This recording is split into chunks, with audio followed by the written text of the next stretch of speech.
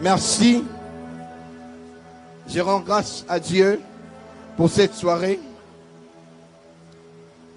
Et je bénis le Seigneur de m'avoir choisi pour être un canal par lequel nous allons essayer de partager la parole de Dieu pendant ce moment. J'ai prié pour que le Saint-Esprit t'aide à être connecté et à comprendre la part de choses qu'il aimerait te dire pendant ces moments. Alléluia. Alléluia. Et la présence de Dieu est forte ce soir. J'ai prié pour que tout un chacun de nous puisse bénéficier de cette présence. Amen. Amen. Je dis merci à Dieu pour quelques personnes de ma famille qui sont là, qui sont venues m'assister. Il y a ma soeur Elena et mon frère Jacques. Est-ce qu'ils peuvent se lever? Je suis quand même assisté ce soir. Est-ce qu'on peut acclamer le Seigneur? Ma mère n'a pas pu être là. Alléluia. Que le nom du Seigneur soit béni. Que Dieu vous bénisse. Alléluia. Et j'honore tous les onctions qui sont réunies en ces lieux. Que le Seigneur vous fasse énormément du bien. Je dis merci à mes cordons, à mes collaborateurs, les cordons François, les cordons fils, sont des personnes merveilleuses.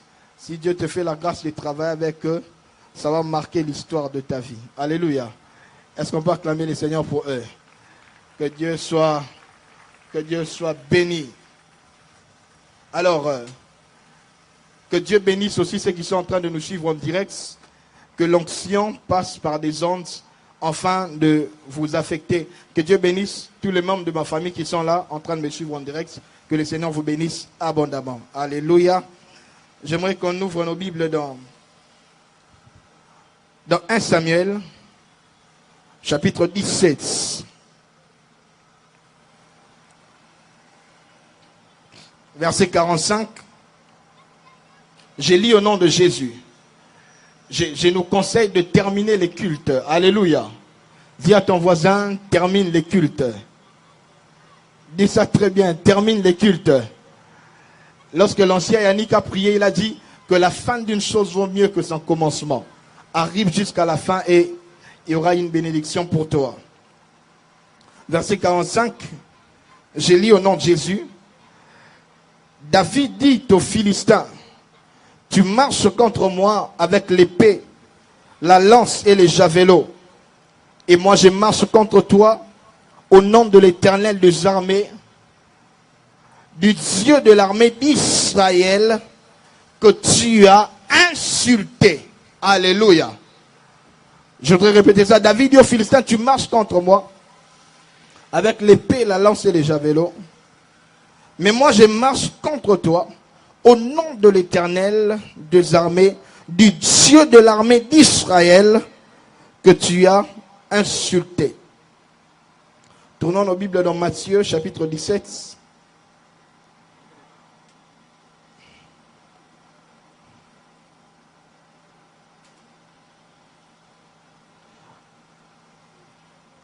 À partir du verset 3, la Bible dit, et voici Moïse et Élie leur apparurent s'entretenant avec lui.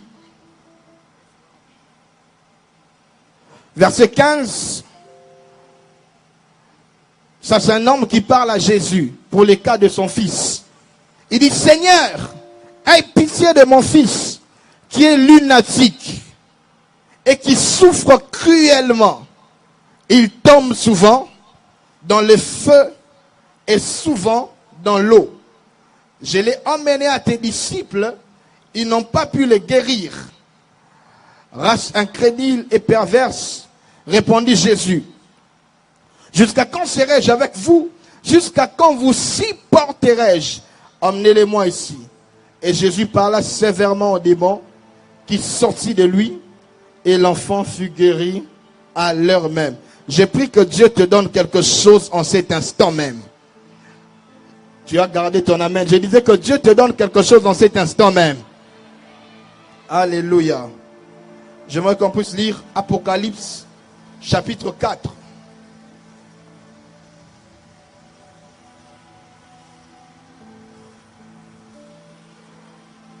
verset 3. Celui qui était assis avait l'aspect d'une pierre de jaspe et de sardoine. Et les trônes étaient environnés d'un arc-en-ciel semblable à de l'émeraude. Je répète, celui qui était assis avait l'aspect d'une pierre de jaspe de sardoine. Et les trônes étaient environnés d'un arc-en-ciel semblable à de l'émeraude. Néhémie chapitre 2 verset 20. C'est là où nous avons tiré notre thème.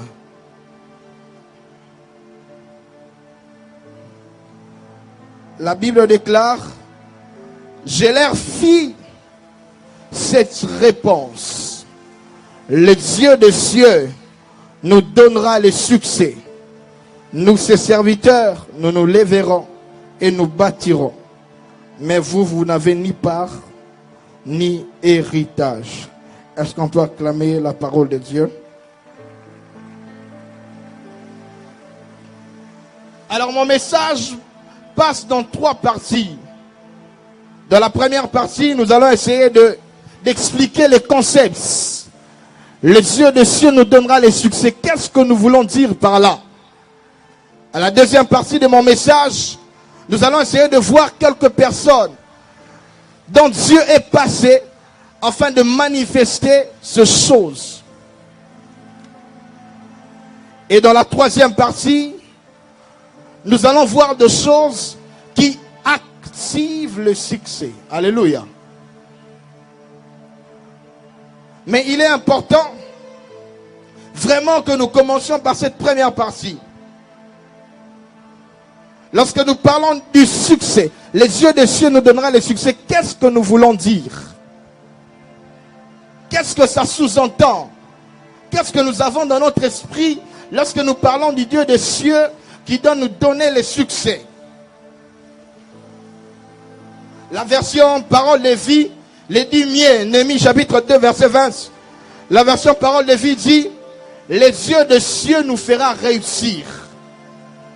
Ça c'est la version parole de vie. Et la version Semeur amplifie encore. Il dit, les yeux des cieux fera réussir nos entreprises. Alléluia. Et donc lorsque nous disons, les yeux des cieux nous donnera le succès, nous sommes en train de faire allusion à une réussite que Dieu doit nous donner. Nous sommes en train de faire allusion à l'aboutissement d'un projet que nous avons. Nous sommes en train de faire allusion à ce que le Dieu du ciel vienne pour faire marcher quelque chose que nous sommes en train d'entreprendre. Parce que frères et sœurs, c'est possible de réussir sans être connu. Alléluia. Nous ne sommes pas en train de parler du succès comme le fait d'être connu. Tu es à gauche et à droite. Tu es sur les panneaux. Ce n'est pas de ça que nous sommes en train de parler. Nous parlons du succès comme réussite dans les entreprises. Ça veut dire que si j'ai réussi dans mes études, le Dieu du ciel m'a accordé un succès. Si j'ai réussi dans les projets pour mes finances, j'ai réussi avec Dieu. Si j'ai réussi pour les domaines de ma santé, le Dieu des cieux m'accorde donc un succès. Alléluia. Ça ne fait pas allusion directement à la notoriété. Mais ça fait d'abord allusion à une réussite dans un domaine. Alléluia. Alléluia. Et avant d'aller plus loin dans notre message, je voudrais poser 5 bases. Ces 5 bases constituent les fondements de notre message. Ces 5 bases est vraiment j'aimerais même dire la fondation sur laquelle nous allons bâtir notre message. Après ces 5 bases, Cordon François, nous pourrons prendre nos Bibles et retourner à la maison. Le message aura été compris. Première base que je voulais poser, c'est que dans le contexte de ces messages, nous refusons d'appeler succès ce qui a de la valeur dans les temps et n'a aucune valeur dans l'éternité. Je répète que nous refusons d'appeler succès ce qui a de la valeur dans les temps et n'a aucune valeur dans l'éternité. Nous refusons de l'appeler succès. Ce n'est pas parce qu'un homme est sur les panneaux publicitaires qu'il est en train de vivre les succès de Dieu. Nous refusons d'appeler succès ce qui n'a que la valeur dans les temps et n'a aucune valeur dans l'éternité. Deuxièmement, nous refusons ici dans le contexte de ce message appeler succès ce qui frappe le regard des hommes mais ne frappe pas le regard de Dieu. Nous refusons de l'appeler succès. Je répète cette deuxième base. C'est que nous refusons d'appeler succès ce qui frappe le regard des hommes mais ne frappe pas le regard de Dieu. Que des stars, des gens qui sont mis sur les projecteurs, des gens qui attirent les regards des hommes, de par leur manière de faire, de par leur manière d'être, mais qui n'attirent pas les regards de Dieu. Nous refusons de l'appeler succès. Troisièmement, nous refusons d'appeler succès ce qui satisfait les standards des hommes, mais qui échoue au test de Dieu. Je répète, troisièmement, nous refusons d'appeler succès ce qui satisfait aux standards des hommes, mais qui échoue au test de Dieu. Quatrièmement, nous refusons d'attribuer le succès à un homme à cause de ce qu'il possède. Mais nous attribuons la réussite ou le succès à un homme à cause de ce qu'elle est. Car dans le royaume des cieux, ce que tu es est plus important que ce que tu possèdes. Nous appelons succès ce qui est approuvé par Dieu, commençant par les temps et allant jusque dans l'éternité. Je le répète, nous appelons succès ce qui est approuvé par Dieu, commençant dans les temps et allant jusque dans l'éternité. Lorsque Jésus a donné sa vie pour nous, il a fait ça dans les temps. Il est venu en Israël, il est né, il est mort et il est ressuscité. Il a donné sa vie pour nous dans les temps. Mais l'impact de ce qu'il a fait a traversé les temps pour aller jusque dans l'éternité. Ainsi, le vrai succès, la vraie réussite, ce n'est pas seulement ce qui se limite dans la terre, mais la vraie réussite est celle qui traverse le temps et qui va jusque dans l'éternité. Si tu dis bien Amen, Dieu va te donner des résultats qui va traverser les temps et qui va aller jusque dans l'éternité. Et la matière première que Dieu utilise pour accorder le succès à un homme, ce sont des problèmes. Dis après moi les problèmes. Dis après moi les problèmes. La matière première que Dieu utilise pour former le succès, pour former la réussite et les donner à un homme, ce sont des problèmes. Et nous allons essayer de le voir dans la vie de David. Et nous allons essayer de le voir dans la vie de Jésus. La Bible déclare que Israël est confronté à un problème. Et ce problème, ce n'est pas n'importe quel problème, mais c'est le problème d'un géant. Israël est confronté à un géant qui s'appelait Goliath. Et la Bible déclare que tout le jour, Goliath venait pour lancer un défi à la maison d'Israël. Vous savez, la différence que nous avons lorsque nous rencontrons des problèmes est au niveau de la vision. Pour David, Goliath est une opportunité pour accéder à la royauté. Mais pour les soldats de Saoul, Goliath est un défi. Ta vision va déterminer le centre de réussite que tu peux avoir. Ta vision peut déterminer le niveau d'impact que tu peux avoir. Montre-moi où s'arrête ta vision Je te montrerai jusqu'où ira ton succès. C'est pourquoi lorsque Dieu veut commencer quelque chose avec Abraham, il prend Abraham, il lui dit sors de ta tente. En d'autres termes, Abraham, lorsque tu es dans ta tente, tu ne vois que les 4 murs. Mais si tu sors de ta tente, tu seras capable de voir les étoiles du ciel. Je suis en train de dire à quelqu'un que Dieu te donne une grande vision. Je dis que Dieu te donne une grande vision. Je dis que Dieu te donne une grande vision. C'est pourquoi lorsque Dieu veut marcher avec un homme, la première chose qu'il fait, il lui accorde d'abord des promesses. Les promesses ont pour but de transformer notre vision. Lorsque notre vision est transformée, les ressources finissent par arriver. Je prie Dieu en ce moment qu'il transforme la vision de quelqu'un afin que tu sois capable d'obtenir le succès. Lorsque tu regardes tes études, certainement que tu penses à l'échec, mais je t'annonce que Dieu va transformer ta vision. Ta vision va... Oh, est-ce que je suis à l'UPC? Je dis que Dieu va transformer ta vision. Ta vision va être affectée par Dieu. Là où tout le monde verra Goliath, toi tu verras la royauté. Là où tout le monde... Là où tout le monde verra un défi, toi tu verras les opportunités. Là où tout le monde... Là où tout le monde ne verra pas le travail, toi tu verras des opportunités pour commencer les business. Je prie que Dieu transforme la vision de quelqu'un. Tout commence par la vision. Pour d'autres, Goliath est un défi. Mais pour David, Goliath est une opportunité. Je suis en train de dire à quelqu'un que les défis qui vont se présenter devant toi ne seront pas là pour te détruire. Mais les défis qui vont se présenter devant toi seront là pour ouvrir une porte à la grandeur de ta vie.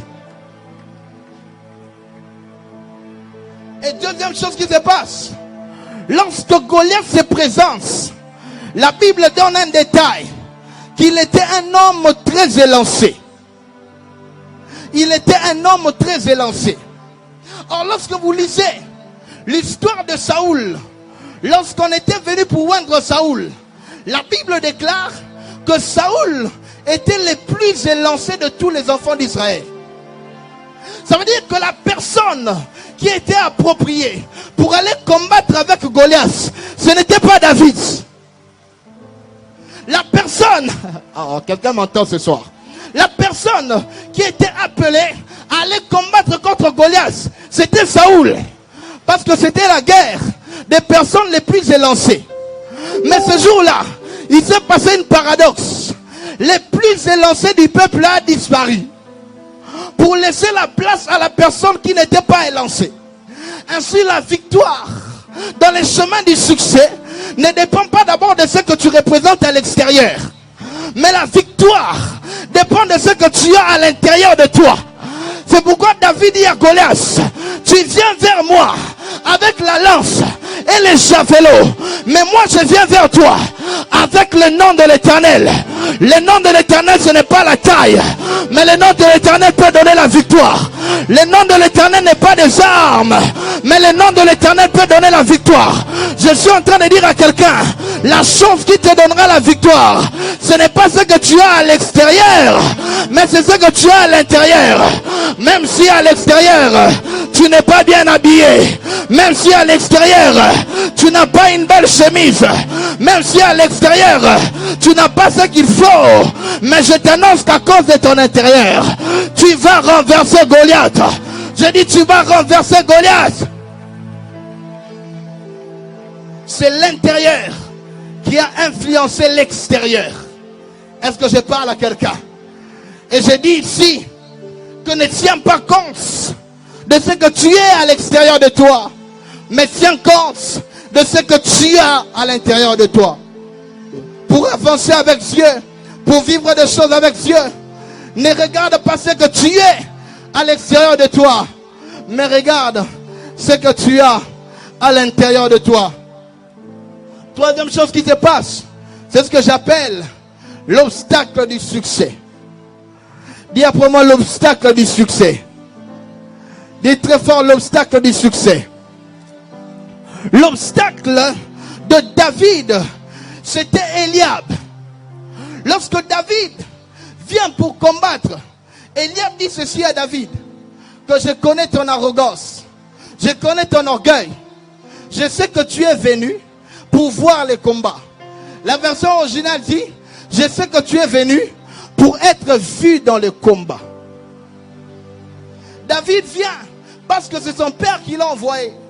Mais lorsque Eliab le voit, Eliab dit, je sais que tu es venu afin que tu sois vu dans les combats.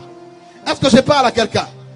La stratégie du diable, lorsque nous sommes en train de marcher avec Dieu, est de nous détourner de Goliath pour mettre notre attention envers Eliab. Si David tourne son attention envers Goliath, vers Eliab, David n'ira jamais vers Goliath. Si David détourne son énergie de Goliath pour aller combattre avec Eliab, David ne rencontrera jamais Goliath. Ainsi, la stratégie du diable est de confronter David à Eliab. Ainsi, dans les chemins et même les parcours avec Dieu, il faudrait savoir qui combattre et il faudrait savoir qui ignorer. David connaissait qui est-ce qui devait ignorer et David connaissait qui est-ce qui devait combattre. L'impact dans ta vie commence par ta capacité à savoir qui est-ce que tu dois ignorer et qui est-ce que tu dois combattre. Si ton attention se tourne vers Eliab, tu vas être détourné de Goliath. Mais si tu ignores Eliab, tu vas arriver dans ta destinée. Je bénis Dieu ce soir pour des personnes qui t'ont donné la chance de devenir ce que tu es. Mais je bénis aussi Dieu pour des personnes qui ne t'ont pas donné la chance de devenir ce que tu es. Mais ton attention ne doit pas être tournée vers des personnes qui t'ont empêché de devenir. Mais ton attention doit être tournée vers la personne ou les défis que tu dois relever. Ainsi, plus tes yeux seront tournés vers Eliab, tu n'arriveras pas dans ta destinée. Le diable, dans les chemins avec Dieu, a détourné les parcours de plusieurs. Il a détourné la vision de plusieurs. Plusieurs ont mis leurs yeux vers Eliab au lieu de mettre leurs yeux vers Goliath. Goliath, c'est les défis que tu dois relever. Goliath, c'est la réussite que tu dois avoir. Goliath, c'est les mariages que tu dois avoir. Goliath, c'est la prospérité que tu dois avoir. Mais le diable viendra pour détourner ton attention de Goliath. Ainsi, je prie Dieu pour ta vie. Que Dieu te fasse la grâce de ne pas te tromper d'adversaire. Je dis que Dieu te fasse la grâce de ne pas te tromper d'adversaire. Je dis que Dieu te fasse la grâce de ne pas te tromper d'adversaire. Car si tu détournes tes yeux de Goliath pour aller vers Eliab, tu n'arriveras pas dans ta destinée. Et quatrième chose qui arrive dans les chemins de la réussite, c'est ce que j'appelle la question de la méthode. Alléluia. C'est ce que j'appelle la question de la méthode. La Bible déclare que lorsque David veut aller pour combattre Goliath, Saoul l'appelle. Il dit, porte mes armures, va combattre avec. Alléluia. Il dit, porte mes armures et va combattre avec. Et lorsque David prend les armures de Saoul, et est-ce qu'on est là? Est-ce que nous sommes ensemble? Nous sommes en train d'aller quelque part. Et Dieu va nous faire du bien. Et lorsque David prend l'armure de Saoul, David répond que je ne suis pas accoutumé. Il remet à Saoul ses armures pour aller combattre avec les choses avec lesquelles il avait l'habitude de combattre. Vous savez, à deux fois, lorsque nous sommes confrontés aux défis, lorsque nous sommes dans les chemins de la réussite avec Dieu, il y a la tentation de changer de méthode, la tentation de changer de manière de faire, la tentation de changer de manière d'agir. Je suis venu dire à quelqu'un, ne change pas de méthode. Si c'est la pierre qui t'a donné la victoire sur les lions et sur l'ours, lorsque tu seras devant Goliath, Ne porte pas l'armure de Saoul. Va combattre avec la pierre. Si ta stratégie, my God, et les jeûnes et la prière, ne suis pas les gens de messages qui t'interdit de jeûner. Si c'est la pierre qui m'a donné la victoire lorsque j'étais dans la brousse, je garderai ma méthode lorsque je serai en public. Je suis en train de dire à un homme des cieux, garde ta méthode. Je suis en train de dire à un serviteur des cieux, garde ta méthode. Je suis en train de dire à un étudiant, ou est-ce que je pensais que je parlais à un étudiant? Je suis en train de parler à un étudiant, garde ta méthode. Ne change pas de méthode à cause de l'influence de l'environnement. La méthode qui m'a enlevé de là où j'étais pour m'amener à te parler, c'est la méthode que je garderai. C'est la méthode que je vais utiliser pour que j'arrive dans ma destinée. Beaucoup de gens se sont perdus dans le chemin parce qu'ils voulaient emprunter la méthode des autres. Si d'autres prient pendant 1 heure, si ma méthode c'est 3 heures, je prierai pendant 3 heures pour garder ma méthode. Dis à ton voisin, garde ta méthode. Dis à ton voisin, garde ta méthode. Dis à ton voisin, garde ta méthode. Si la méthode de Saoul pour vaincre les ennemis était les armures, la méthode de David peut être la pierre. Car la victoire n'est pas d'abord liée à ce que nous possédons, mais la victoire est liée à l'onction qui est sur notre tête. Et je suis en train de dire à un David, n'oublie pas 1 Samuel 16. N'oublie pas quand Samuel était venu dans votre maison. N'oublie pas quand il avait versé l'huile sur ta tête. N'emprunte pas les armures de Saoul, mais garde ta... Je suis en train de dire à quelqu'un que Dieu va te glorifier, non pas avec la méthode des autres, mais avec tes méthodes là. Ma prière wana, ma jeûne wana, ma retraite wana, c'est ce que Dieu, c'est ce que Dieu va glorifier. C'est ce que Dieu va glorifier. Même si on est en train de te moquer de toi, continue avec ta méthode. Je continuerai à étudier parce que c'est la méthode qui m'amène vers ma destinée. Dis à ton voisin, ne change pas de méthode. Parce que l'armure, tu n'en as pas l'expérience. Avec l'armure, tu ne peux pas avoir le succès. Mais avec la pierre, tu peux avoir le succès. Je dis à quelqu'un, ta méthode peut être petite, mais si Dieu t'accompagne dans ta méthode, tu peux avoir les résultats que celui qui a... Tu peux avoir les résultats que celui qui possède les armures ne possède pas. Saoul avait l'armure, mais il est resté à la maison. Mais celui qui avait la pierre est allé combattre Goliath. Je dis à quelqu'un, même si ta méthode est petite, Dieu te donnera des... Je suis en train de parler et de prophétiser au groupe évangélique du centenaire. Nous ne changerons pas de méthode. Avec les 30 minutes de changement, avec les cultes facultaires, avec les mbachata, avec les actions, ces méthodes ici, je dis ces méthodes ici, nous donnera de vaincre le Goliath de l'UPC, nous donnera de vaincre le Goliath de familles ici représentées. Je suis en train de dire à quelqu'un, ne change pas de méthode. Je suis en train de dire à quelqu'un, ne change pas de méthode. Je commence à sentir l'onction de Dieu. Aïe, aïe, aïe, aïe, aïe. Aïe, aïe, aïe, aïe, aïe, aïe, aïe, aïe. Vous savez pourquoi Dieu va te donner la réussite et le succès? Dis après moi pourquoi. Je commence à avoir envie. Encore là, François. Dis après moi pourquoi. Tu sais pourquoi Dieu va te donner le succès? Parce que les yeux de la Bible et les yeux qui nous précèdent dans nos combats. Rabais s'appelle le sang. Lorsque vous lisez la Bible, lorsque David et Goliath, est-ce que je peux prêcher ici? Lorsque David et Goliath sont en train de se confronter, la Bible déclare, Goliath a maudit David par ses yeux. Alléluia. Il a maudit David par ses yeux. Et David a dit, je viens avec le nom de l'Éternel. Ça veut dire, ce n'était plus le combat des hommes. C'était maintenant le combat des yeux. C'était le combat entre les yeux des Philistins et les yeux d'Israël. Dis à ton voisin que les yeux de la Bible nous précèdent dans le combat. Dis-le très bien, les yeux de la Bible nous précèdent dans le combat.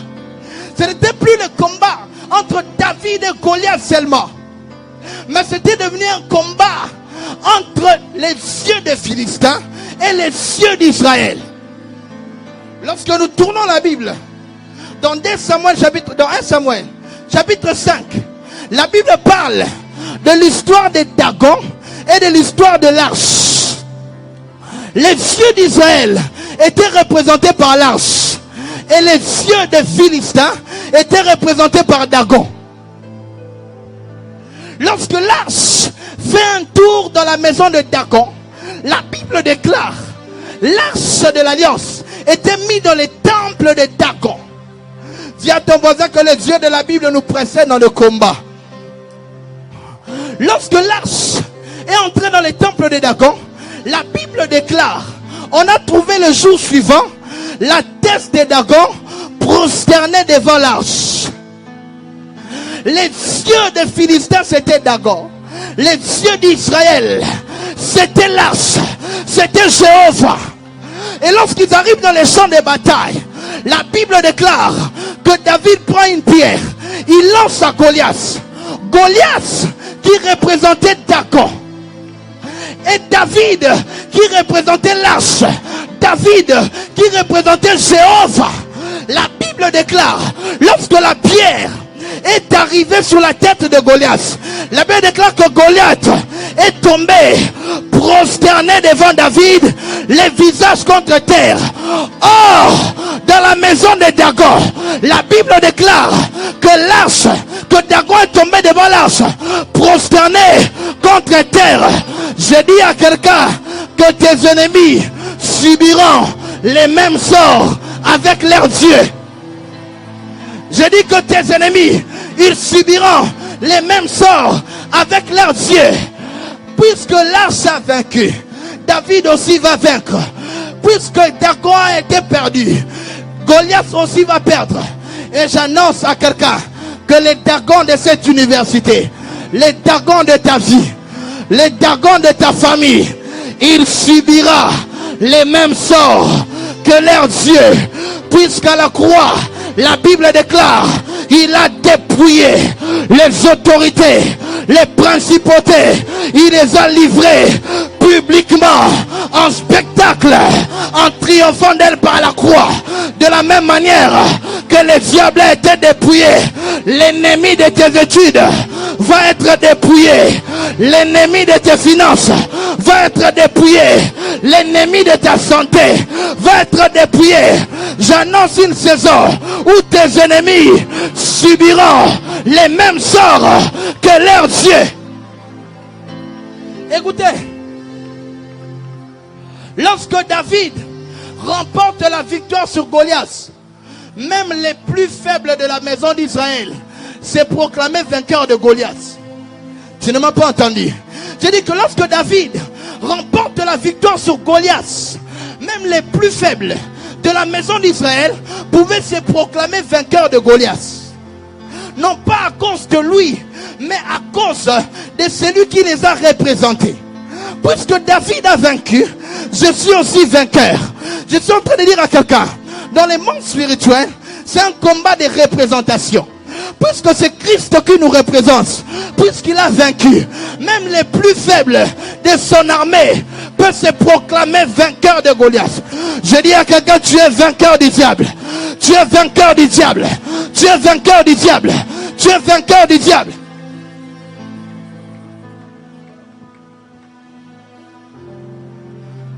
Écoutez la chose qui se passe. Nous sommes en train de partir quelque part. Est-ce que je parle à quelqu'un? Est-ce que je parle à quelqu'un? Dis à ton voisin, Dieu ce n'est pas seulement le Dieu des premiers. Dis à ton voisin, Dieu ce n'est pas seulement le Dieu des premiers. Dieu c'est aussi le Dieu des derniers. Dis à ton voisin, Dieu ce n'est pas seulement le Dieu de ceux qui sont partis avant. Dieu c'est aussi le Dieu de ceux qui sont restés. La Bible déclare que lorsque les frères de David sont allés combattre, David était resté. Mais lorsqu'il est venu après, c'est lui qui a remporté la victoire. Lorsque nous lisons Apocalypse chapitre 4, la Bible déclare que celui qui était assis sur le trône avait deux aspects. La Bible déclare qu'il avait l'aspect de jaspe et il avait l'aspect de sardoine. Dis après moi jaspe. Dis après moi sardoine. Frères et sœurs, les pierres étaient en train de représenter les 12 tribus de la maison d'Israël. Ruben, qui était le premier-né, était représenté par la pierre de sardoine. Et Benjamin, qui était le dernier, était représenté par la pierre de jaspe. Ça veut dire que lorsque Jean voit celui qui était assis sur le trône avec l'aspect de jaspe et de sardoine, ça veut dire qu'il voit l'aspect de celui qui était en même temps le premier, mais qui est aussi en même temps le dernier. Et David, lorsqu'il parle, il ne parle pas comme la pierre de sardoine, mais il parle comme la pierre de jaspe. Il ne parle pas avec la révélation d'être premier, mais il parle avec la révélation d'être dernier. Et lorsqu'il arrive, c'est lui qui remporte la victoire. Frères et sœurs, j'ai béni Dieu pour des gens qui sont partis avant toi. J'ai béni Dieu pour des gens qui t'ont précédé dans les succès. J'ai béni Dieu pour des gens qui t'ont précédé dans la réussite. Mais la bonne nouvelle que je t'annonce, que Dieu ce n'est pas seulement le Dieu des premiers. Dieu c'est aussi le Dieu des derniers. Je dis à quelqu'un, tu es peut-être dernier en matière des études. Tu es peut-être dernier en matière de finances. Tu es peut-être dernier en matière des exploits. Mais Dieu n'est pas seulement le Dieu des derniers. Dieu c'est aussi le Dieu. Dieu n'est pas seulement le Dieu des premiers. Il est aussi le Dieu des derniers. Est-ce qu'il y a un dernier ici que Dieu est en train de qualifier? Est-ce qu'il y a un dernier ici que Dieu est en train de distinguer? Est-ce qu'il y a un dernier ici que Dieu est en train de faire entrer dans ses promesses? Je dis à quelqu'un que par toi, les grandes promesses vont s'accomplir. Tu apparais peut-être dernier, mais par toi, les grandes promesses vont se réaliser. Tu apparais peut-être dernier, mais c'est toi que Dieu a choisi pour le succès. Tu apparais peut-être dernier, mais c'est toi que Dieu a choisi pour qualifier. Et David remporte sur Goliath. Il remporte la victoire devant tout Israël. Deuxième point que je voulais aborder, ça c'est lorsque la sagesse des hommes est confondue par le succès de Dieu. C'est dans Proverbe chapitre 30. J'aimerais qu'on puisse la lire. Proverbe chapitre 30.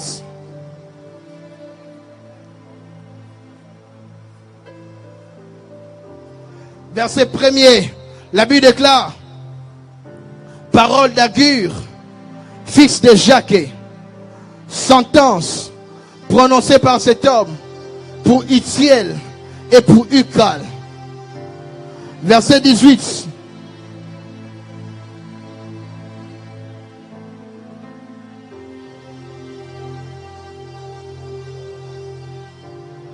Verset 21, pardon, la Bible déclare: trois choses font trembler la terre.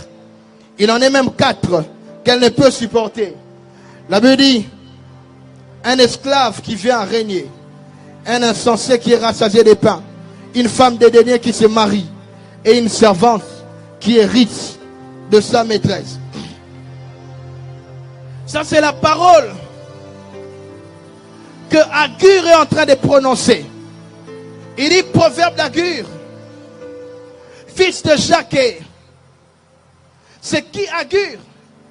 C'est qui Jacques? Agur veut simplement dire rassembleur ou collecteur. Et Jacques veut dire vomisseur ou pourvoyeur. Alléluia. Et Agur est en train de rencontrer un certain nombre de paroles qu'il a reçues chez Jacques. Il dit qu'il y a trois choses qui font trembler la terre. Et même quatre que la terre ne peut supporter. Donc, très de jeu, frères et sœurs. Dans ce deuxième point, je voulais dire que lorsque Dieu veut introduire quelqu'un dans une saison de succès, Dieu connecte toujours un Agur à un Jacquet. Les Jacquet, c'est celui qui a la solution à tes problèmes. Et Agur, c'est la personne qui est en train de chercher la solution. Et la Bible déclare que Agur a reçu cette sagesse de Jacquet. Et cette sagesse, il est en train de les partager à Itiel et à Ilcal. Et il dit qu'il y a 3 choses qui font trembler la terre. Et 4 qui ne peuvent supporter. La première chose, il dit que lorsque l'esclave arrive à régner. Parce que frères et sœurs, le monde n'autorise pas aux esclaves de régner. Le monde n'autorise pas aux esclaves d'avoir un succès. Mais ce que j'aime, c'est que lorsque l'homme a péché, l'homme est devenu un esclave. Alléluia. De la chose qui est en train de le dominer. Mais lorsque Christ est mort à la croix, il a délivré l'homme de l'esclavagisme. Mais il ne s'est pas arrêté là. La Bible déclare qu'il a fait de nous un royaume de sacrificateurs. Ça, le monde ne peut le supporter lorsqu'un esclave arrive à régner. Et la deuxième chose, il dit lorsqu'un insensé devient riche, le monde ne supporte pas voir l'insensé atteindre la richesse. Troisième chose, il dit lorsque la femme dédaignée trouve un mari. La quatrième chose, il dit lorsque la maîtresse hérite de sa servance. Ça veut dire que lorsque la femme qui est en train de servir dans la maison d'un maître épouse son maître, là la terre ne peut aussi le supporter. Parce que ça ne va pas dans l'ordre normal. Qu'est-ce que je voulais dire dans ces 4 choses? C'est que lorsque Dieu veut accorder le succès à quelqu'un, lorsque Dieu veut accorder la réussite à quelqu'un, Dieu confond les lois des hommes. Dieu confond la sagesse des hommes. Dieu confond les ordres établis. Et j'ai pris Dieu pour quelqu'un. Quelles que soient les lois qui ont été établies dans ta société, quelles que soient les lois qui ont été établies dans ton environnement, j'ai pris pour que Dieu puisse confondre ces lois par sa main qui va te distinguer. Est-ce que je parle à quelqu'un? Est-ce que je parle à quelqu'un? C'est-à-dire que la société entre dans un état de grande confusion lorsque les rôles sont renversés. Lorsque les rôles sont troublés, la société est aussi troublée. Je vois la société dans laquelle tu évolues être troublée à cause de ce que Dieu fera avec toi. Je prie que Dieu fasse quelque chose que les hommes ne sauront pas expliquer. Que Dieu fasse quelque chose que ton père ne saura pas expliquer. Que Dieu fasse quelque chose que l'ami avec qui tu as grandi sera incapable d'expliquer. Il dira que j'ai grandi avec lui, mais ce qui lui arrive, je ne peux pas le comprendre. J'annonce à quelqu'un que Dieu va te donner une réussite qui va faire trembler ta société. Cette année, lorsqu'on va délibérer, Dieu va te donner une réussite qui va faire trembler la société dans laquelle tu évolues. Dieu va te donner, mon frère, une bénédiction qui va faire trembler ta société. Dieu va te donner, ma sœur, un mariage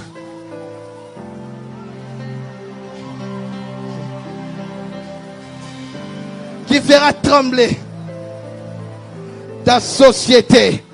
Est-ce que je parle à quelqu'un? Est-ce que je parle à quelqu'un?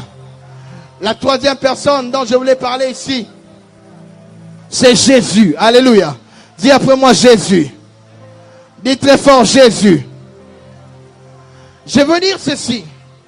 C'est que Dieu est capable de t'accorder la réussite dans les terrains des échecs des autres.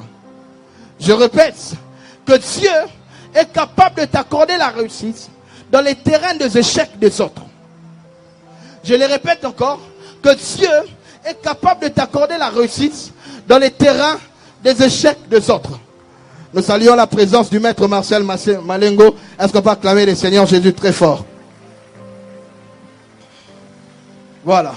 La Bible déclare dans Matthieu chapitre 17, Jésus prend avec lui 3 de ses disciples pour monter à la montagne. Et la Bible déclare que lorsqu'ils arrivent sur la montagne, la Bible dit qu'il fut transfiguré devant eux. Alléluia. Il fut transfiguré devant eux. Et l'aspect de son visage a changé. Et lorsque l'aspect de son visage change, la Bible déclare que Moïse et Élie lui apparaissent. Alléluia. Vous allez vous rendre compte d'une chose avec moi. Lorsque Jésus prend avec lui ses disciples pour monter sur la montagne, les 3 disciples devaient fournir des efforts.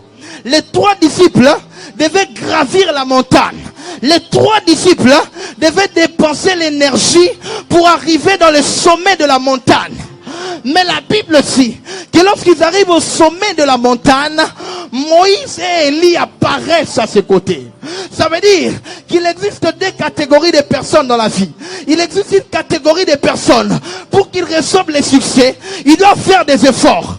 Un peu comme les 3 disciples, ils doivent monter, ils doivent gravir la montagne. Mais il existe aussi une catégorie de Moïse et d'Élie. Ils n'ont pas fait des efforts comme les disciples, mais la Bible déclare qu'ils sont apparus sur la montagne. Je suis en train de dire à quelqu'un, là où d'autres feront des efforts pour monter, toi tu es la génération de... Tu es la génération de ceux qui vont apparaître. Laisse les gens foncer. Laisse les gens dépenser leur énergie. Toi, tu vas apparaître. Lorsque les autres vont chercher des connexions pour recevoir ce travail, toi, tu vas apparaître dans ce travail. Lorsque les gens vont faire des efforts, vendant leur corps, vendant leur dignité pour la distinction, vendant leur dignité pour la première session, vendant leur dignité pour avoir un iPhone, vendant leur dignité pour avoir un S8 Plus, vendant leur dignité pour avoir une voiture, vendant leur dignité pour être capable de voyager. Toi, tu ne vas pas vendre ta dignité. Toi, tu vas...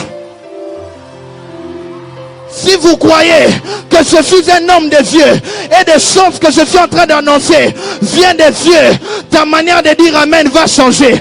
Je dis à quelqu'un, lorsque les autres feront des efforts, toi tu vas apparaître. Tu es de la génération de Moïse et d'Élie. Laisse les autres foncer, mais toi tu vas... Le problème n'est pas qui est arrivé, mais le problème c'est comment nous sommes arrivés. Le problème n'est pas qui a l'argent, le problème c'est comment tu as eu l'argent. Le problème n'est pas de voyager, mais le problème c'est comment tu fais pour voyager. Le problème ce n'est pas d'avoir un S8 Plus, mais le problème c'est de savoir qu'est-ce que tu as fait pour avoir un S8 Plus. Toi vends ta dignité, mais nous allons apparaître.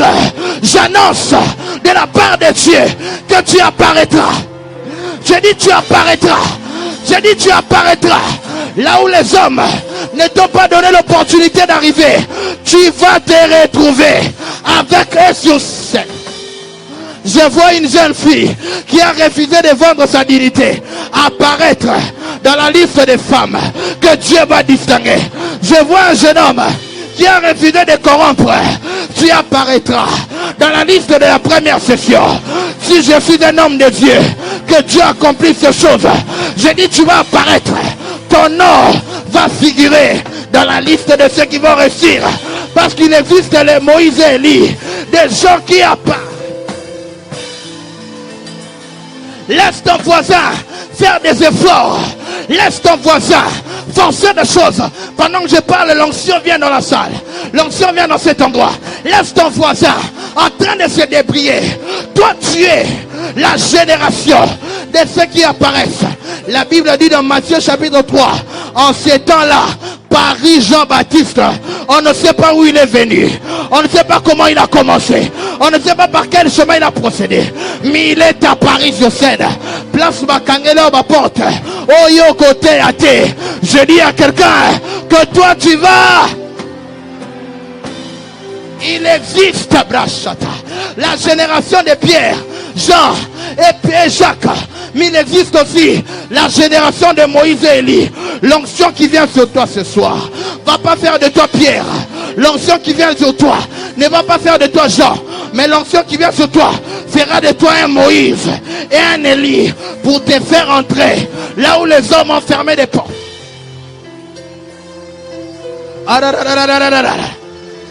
Reçois l'onction pour apparaître. Je dis à quelqu'un, reçois l'onction pour apparaître. Dans les ministères, tu apparaîtras. Des pieds dans mes alliances, des pieds dans l'onction de mes pères. Je déclare sur toi que tu apparaîtras. J'ai dit tu apparaîtras. J'ai dit tu apparaîtras. Dans la liste de la première session, tu apparais. Je commence à avoir envie de prêcher. Je disais que Dieu est capable de nous donner les succès dans les terrains des échecs des autres. Lorsque Jésus est sur la montagne, my God, il voit Moïse et Élie apparaître. Lorsqu'il descend de la montagne, la Bible déclare, un homme vient se jeter à ses pieds. Et cet homme dit à Jésus, aie pitié de mon fils. Pourquoi? Parce qu'il est lunatique. Pourquoi? Parce que lorsque la maladie les rattrape, la maladie les jette dans les feux et dans l'eau. Dis après moi les feux. Dis après moi l'eau. Dis après moi les feux. Dis après moi l'eau. Et Jésus dit, je l'ai emmené.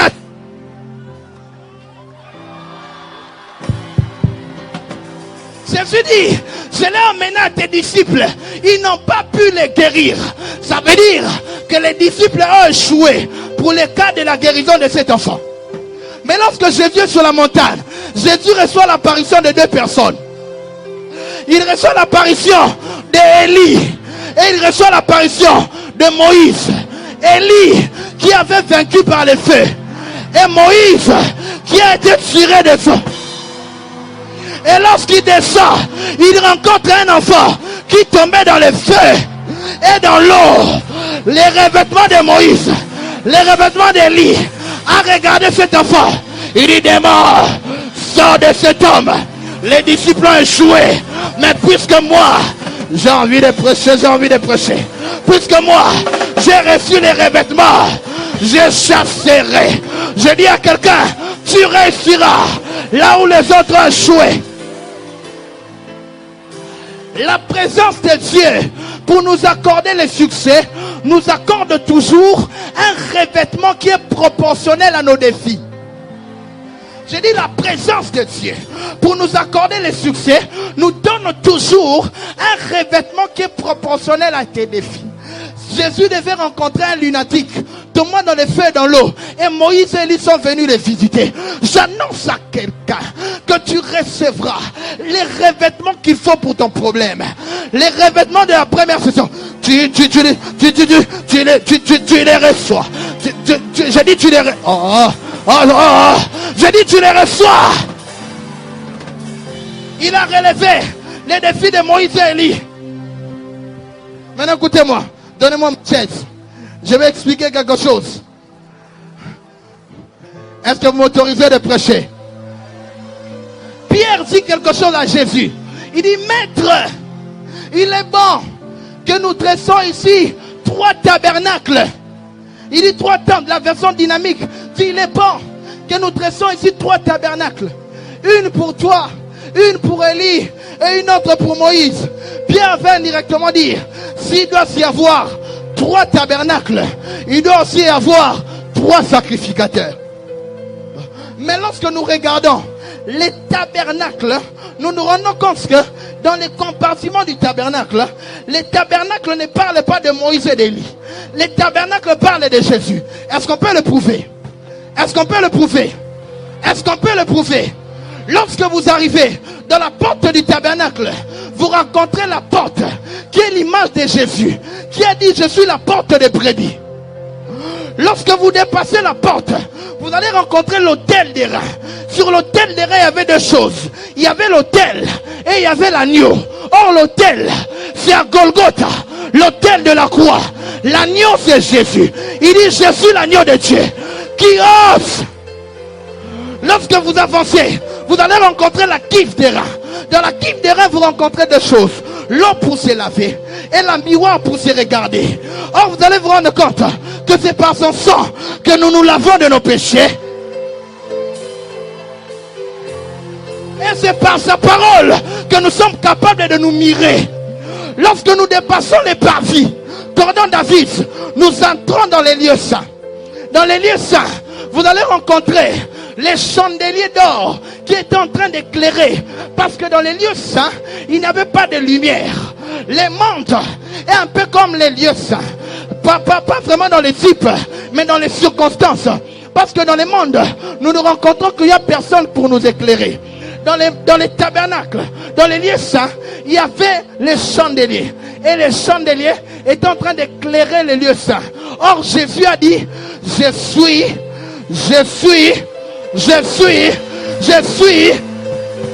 Je parle ici à une famille. Vous n'avez pas de lumière. Je parle ici à un jeune homme. Tu fais l'université, mais tu vois les ténèbres devant toi. Jésus a dit, je suis la lumière du monde. Je suis la lumière du monde. Je suis la lumière du monde. Et il n'y a pas que les chandeliers d'or. Il n'y a pas que les chandeliers d'or. Il y a aussi les pains de proposition. Vous allez vous rendre compte que les tabernacles, c'est les lieux de la communion. On prend soin de ne pas mettre les pains de proposition dans les parvis, mais on met les pains de proposition dans les lieux saints. Parce que dans la communion, il y a toujours la provision. Les lieux saints, c'est les lieux de la communion. Et les sacrificateurs, par la révélation de Dieu, a pris le soin de mettre les pains dans les lieux de communion. C'est-à-dire, dans les lieux de la repentance, il n'y a pas d'abord la provision. Après la repentance, lorsque nous entrons dans les lieux saints, nous sommes en train de communion avec Dieu. Dieu prévoit toujours qu'il y ait les pains de proposition. En d'autres termes, lorsque le sacrificateur aura faim, dans le moment de communion, il doit se tourner vers les pains de proposition. Je dis à quelqu'un, lorsque tu es en intimité avec Dieu, lorsque tu es dans les lieux de communion, Dieu ne prévoit jamais que dans les lieux de communion, qu'il manque de pain. C'est pourquoi lorsque Jésus prend ses disciples, il les emmène au niveau de la communion.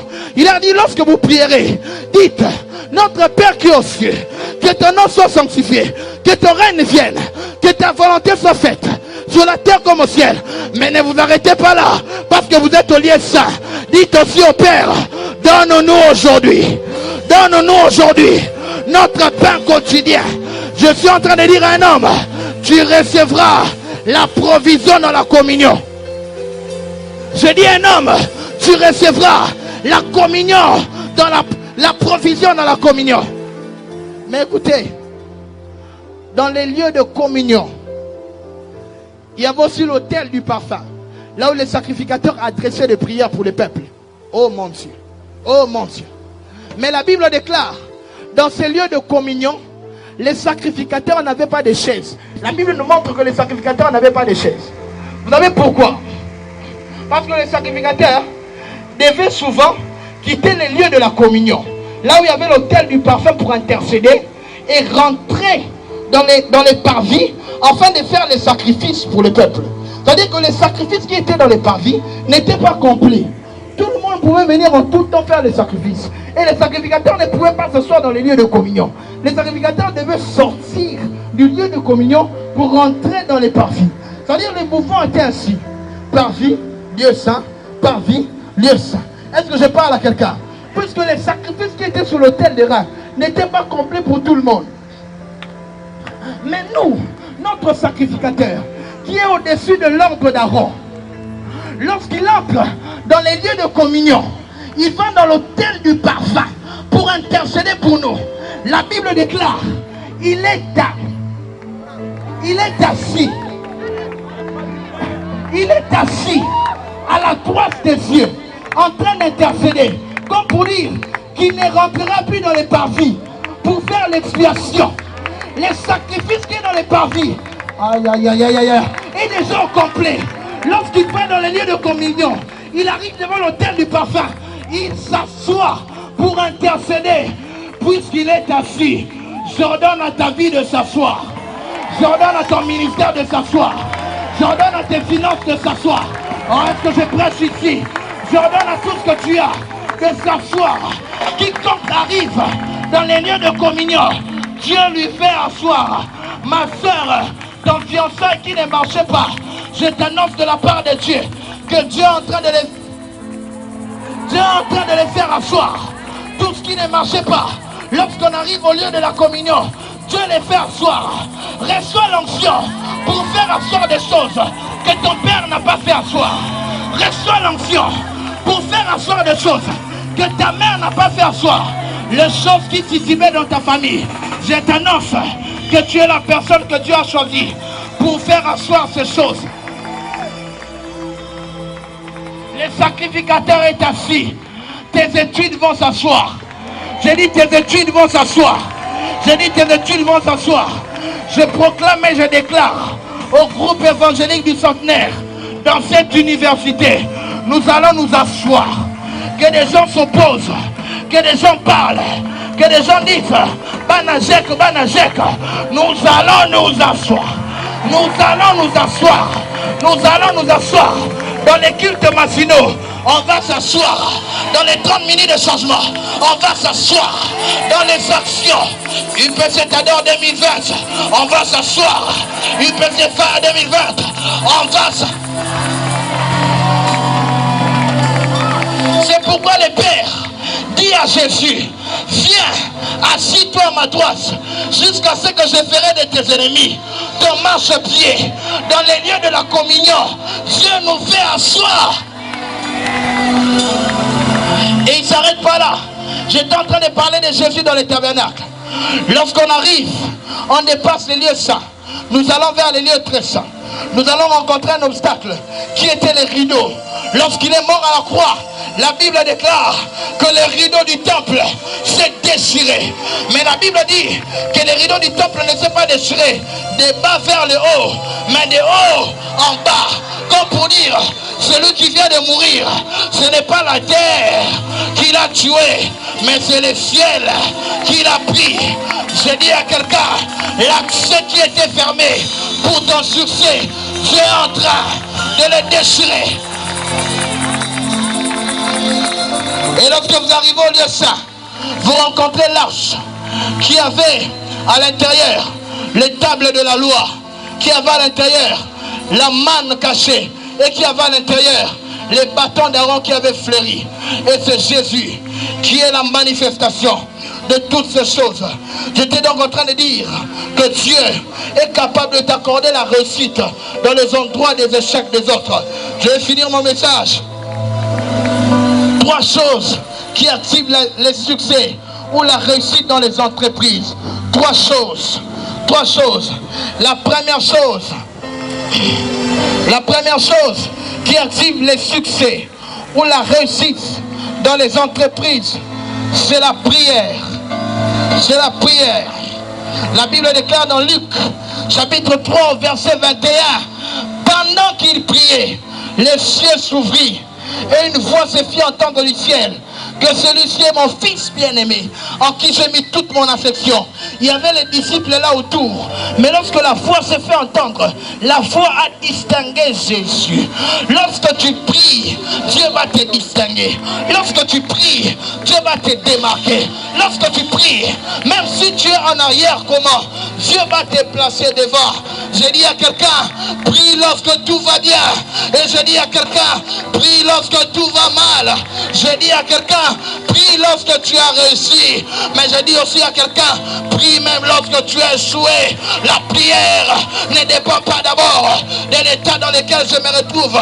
Je prie parce que je suis un fils de Dieu. Même si mon homme extérieur se détériore, je continuerai à prier. Parce que la prière est capable de donner la réussite. La prière est capable de donner le succès. La prière est la clé du succès. Je vais dire à quelqu'un, pour tes projets, prie. Pour tes affaires, prie. Pour tes études, prie. Pour ton mariage, prie. Pour ton voyage, prie. C'est par la prière qu'on active le succès. La deuxième chose qui active le succès ou la réussite dans les entreprises, c'est la grâce. C'est la grâce. La Bible dit dans 1 Corinthiens chapitre 12 verset 9, et il m'a dit que ma grâce te suffit, car ma puissance est la faiblesse. J'ai lu dans toute la Bible, je n'ai pas vu quelque part où il est écrit que l'intelligence suffit. J'ai lu dans toute ma Bible, je n'ai pas vu quelque part où il est écrit que les relations suffisent. J'ai lu dans toute ma Bible, je n'ai vu aucun endroit où on écrit que le fait que tes parents soient vivants suffit pour le succès. Mais j'ai lu dans ma Bible, dans 1 Corinthiens chapitre 12, verset 9, la Bible déclare que la grâce suffit là où la beauté ne suffit pas pour te donner un mariage. La grâce suffit là où l'intelligence ne suffit pas pour te donner la réussite.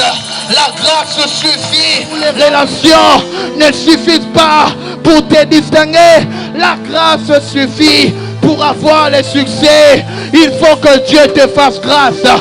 Pour réussir dans la vie, il faut que Dieu te fasse grâce.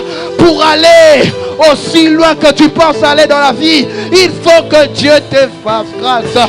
Et j'ai pris ce soir que Dieu mette ton nom dans la liste des personnes à qui il va faire grâce pour cette année. Que Dieu mette ton nom dans la liste de ceux à qui il va faire grâce. La grâce suffit. La grâce suffit, frère. Là où les hommes t'ont rejeté, la grâce suffit. Là où les hommes ne t'ont pas qualifié, la grâce suffit. J'ai besoin que Dieu fasse grâce à un homme. J'ai besoin que Dieu fasse grâce à une femme. J'ai besoin qu'un homme qui a beaucoup pleuré, que Dieu lui fasse grâce. Que la grâce de Dieu vienne faire ce que les hommes n'ont pas pu faire. Et tu seras distingué. La troisième chose qui apporte le succès, c'est l'onction. Dis après moi l'onction. Dis après moi l'onction. Dis très fort l'onction. La Bible déclare dans Actes chapitre 10 verset 38, vous savez comment Dieu a oint du Saint-Esprit et de force Jésus de Nazareth, qui allait de lieu en lieu, faisant du bien, guérissant tout ce qui était sur l'empire du diable, car Dieu était avec lui. Là où tes habilités s'arrêtent, là où tes forces s'arrêtent, là où tes énergies s'arrêtent, il faut que l'onction de Dieu vienne sur toi. L'onction, c'est la puissance de Dieu pour accomplir des miracles. L'onction, c'est l'énergie de Dieu qui t'emmène dans ta destinée. L'onction, c'est cette huile qui vient sur ta tête pour te qualifier. Je suis en train de voir un David qui était derrière les brebis. L'onction venir sur sa tête et faire de lui un berger. L'onction est capable de tirer quelqu'un de l'anonymat et de l'établir devant. L'onction est capable d'accorder les résultats là où personne d'autre n'a remporté. Là où tous les membres de ta famille ont échoué, que Dieu te donne l'onction. Là où tous les membres de ta famille ont échoué, que Dieu te donne l'onction afin de relever les défis. Homme de Dieu, ton ministère est ce qu'elle est parce que l'onction n'a pas encore débordé. La Bible déclare que tu ondules ma tête et ma coupe déborde. Lorsque l'huile est sur la tête d'une brebis, les mouches s'enfuient, les mouches s'éloignent. L'onction va te distinguer, l'onction va te qualifier. Il faut que Dieu te donne l'onction pour les exploits. Il faut que Dieu te donne l'onction pour les succès. Et tu pourras dire comme Néhémie, les dieux des cieux. J'ai dit les dieux des cieux. J'ai dit les dieux des cieux. J'ai dit les dieux des cieux. J'ai dit les dieux des cieux. J'ai dit les dieux des cieux. J'ai dit les dieux des cieux. Tu réussiras à cause de l'onction. Là où les autres n'ont pas réussi, tu réussiras avec l'onction. Pierre est arrivé à la porte du temple appelé la Belle. Il a regardé les paralytiques. Il lui a dit, je n'ai ni argent, je n'ai ni or, mais ce que j'ai, je te le donne. L'onction te donnera quelque chose à donner. L'onction te donnera quelque chose à donner. Que Dieu ouène quelqu'un. Que Dieu ouène quelqu'un.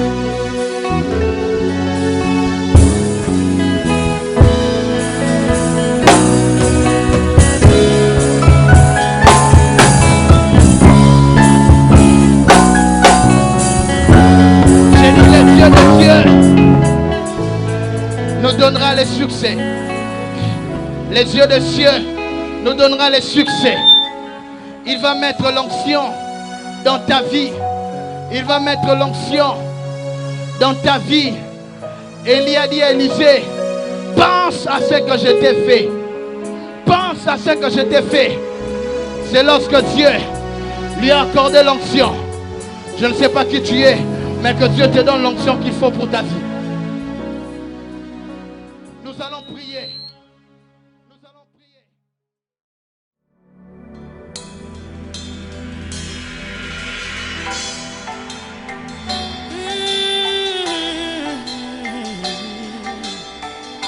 Esprit de Dieu, nous avons besoin de toi.